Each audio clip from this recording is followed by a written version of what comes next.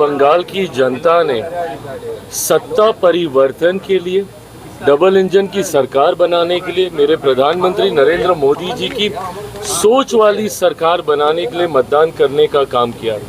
जिस तरीके से लंबे समय से ममता बनर्जी जी मौजूदा मुख्यमंत्री वेस्ट बंगाल, उनके नेतृत्व से जिस तरीके से बंगाल की जनता त्रस्त है अहिंसा और भ्रष्टाचार को लेकर और तानाशाही को लेकर, जिस तरीके से बंगाल की जनता प्रताड़ित हो रही है, उसके खिलाफ इस बार जनता ने मतदान करने का काम किया है। मैं मानता हूँ 4 मई को जब परिणाम आएंगे, और ये सिर्फ कहने के लिए ही नहीं, हवाई दावे ही नहीं, प्रधानमंत्री जी का विश्वास, जिस तरीके से गृह मंत्री जी ने वहाँ पर समय देने का काम किया, ऐसे में मैं मानता हूँ कि एक बड़ी जीत की ओर एनडीए इन 5 राज्यों में अग्रसर हो रहा है। भी कह रहा है कि बिहारी विद्रोही है। हाँ? बीजेपी जो है वो बिहारी विद्रोही है। तेजस्वी जिस तरह से घटना हुई है दिल्ली में, जिस तरीके से दूसरे राज्यों में जाकर नेता प्रतिपक्ष बिहार को बदनाम करने का काम करते हैं, ऐसे में इनके पास कोई हक नहीं बनता कि वो इस तरीके की भाषा का किसी के लिए इस्तेमाल करें।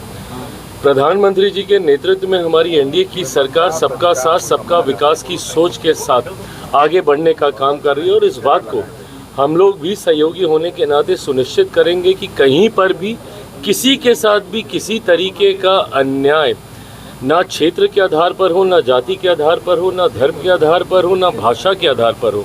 पर जब नेता प्रतिपक्ष जैसे नेता दूसरे राज्यों में जाकर बिहार की बर्बादी के किस्से पढ़ने का काम करते हैं, प्रचार में चुनावी लाभ लेने की दृष्टि से, सही मायनों में बिहार का सबसे ज़्यादा नुकसान यही लोग करने का काम करते हैं। सम्राट चौधरी इस तरह से आए हैं बिहार में, उन्होंने कहा कि सरकारी ज़मीनों पर जो घर बनाए होंगे उनको मुक्त करा देंगे। ये बुलडोजर मॉडल एक तरह से देख सकते हैं कैसे? ये मॉडल बुलडोजर क्या मॉडल होता है नहीं होता मुझे नहीं पता, बट मैं इतना मैं ज़रूर मानता हूँ कि अगर कहीं पे कोई अतिक्रमण नाजायज़ तरीके से हुआ है, उसको हटाने की जिम्मेदारी भी सरकार की है, पर इस बात को सुनिश्चित करना होगा कि वो नाजायज़ तरीके से है, एक चीज़। और दूसरा, अगर वहाँ पे लंबे समय से कोई व्यवस्था के हिसाब से रह रहा है, उनके लिए एक ऑल्टरनेटिव, एक वैकल्पिक व्यवस्था तैयार करके दी जाए। रातों रात किसी को घर से बेघर कर देने की सोच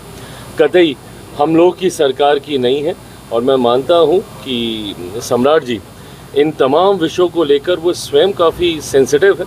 अगर ऐसी कार्रवाई की भी जाएगी, देखिए विकास के लिए ये भी ज़रूरी है कि अगर इस तरीके के इल्लीगल एनक्रोचमेंट्स हो रखे हैं तो उसको भी डिमोलिश करके उसको विकास की राह से जोड़ने वाला रास्ता बनाया जाए।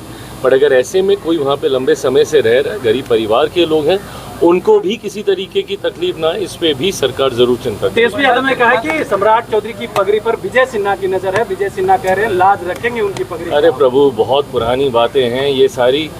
फूट डालो, आगे बढ़ो, शासन करो, ये कब तक चलेगा भैया? डिवाइड एंड रूल, इसको इससे लड़वा दो, इसको उससे लड़वा दो।